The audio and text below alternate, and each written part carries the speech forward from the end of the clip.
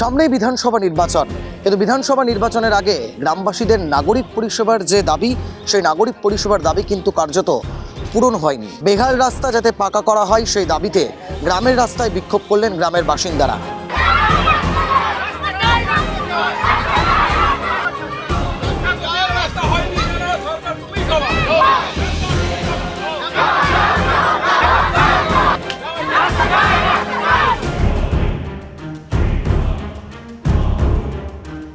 কত ভোট এলো আর চলে গেল, নাগরিক পরিষেবা থেকে বঞ্চিতই থেকে গেল।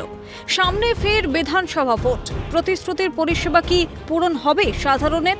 প্রশ্নটা উঠছে তার কারণ দীর্ঘদিন ধরে বেহাল অবস্থায় পড়ে মালদার চাঁচলের চন্দ্রপাড়া গ্রাম পঞ্চায়েতের কাজীপাড়ার রাস্তা।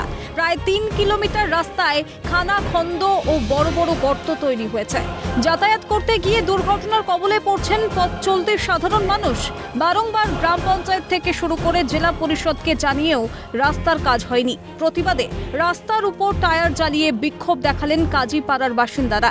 দাবি দ্রুত সংস্কার করা হোক রাস্তা। হচ্ছে যে রাস্তাটা বেহাল অবস্থায়, আমাদের প্রাইমারি স্কুল পর্যন্ত অনেক গাড়ি অ্যাক্সিডেন্ট, অনেক ছেলেপেলে পড়ে যায়, পা হাত পা হাত ভেঙে যায়, এরকম সমস্যা। সেই জন্যই আমরা রাস্তাতে আন্দোলন করছি। জন্য এখান থেকে বাজার যাওয়া, বাজারে গিয়ে দোকানদারি করে 2 পয়সা রোজগার করে এনে সংসার চালাবে, তার জন্য সময় মতো একটু 10 মিনিট রাস্তার জন্য আধ ঘন্টা লাগে। ভোট দিয়েও মিলছে না সুরাহা। জনপ্রতিনিধিদের জানাতে গেলে পাল্টা গ্রামবাসীদেরকে ভোট বয়কট করেছেন বলে অভিযোগ করা হয়েছে। অভিযোগ কাজীপাড়ার ওই বাসিন্দার। কঙ্কালসার রাস্তায় দুর্ঘটনার কবলে পড়ে 2 বার পাও ভেঙেছে তার। কিন্তু আমরা তো এই রাস্তা নিয়ে জ্বালা ভুগছি, 2 বার অ্যাক্সিডেন্ট করলাম, পা ভেঙে গেছে আবার। আজকে এই রাস্তার কোনো মেম্বার দেখে না, জেলা পরিষদ দেখে না, কোনো পরিষদ দেখে না। আমরা পাগলের মতো ঘুরে বেড়াচ্ছি।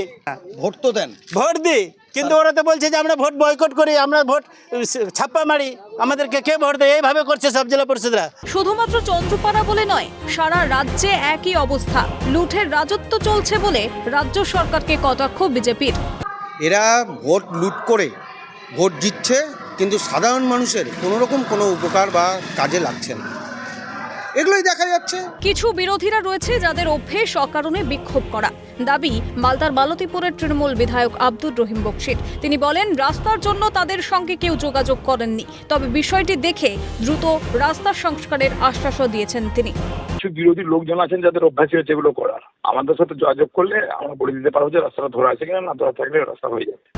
ভোটের আগে ভালো রাস্তা আদৌ মিলবে নাকি কাজীপাড়ার বাসিন্দাদের সত্যিই ভোট বয়কট করতে হয়, সেটাই দেখার। এমনটাই কিন্তু গ্রামবাসীরা অভিযোগও করছেন।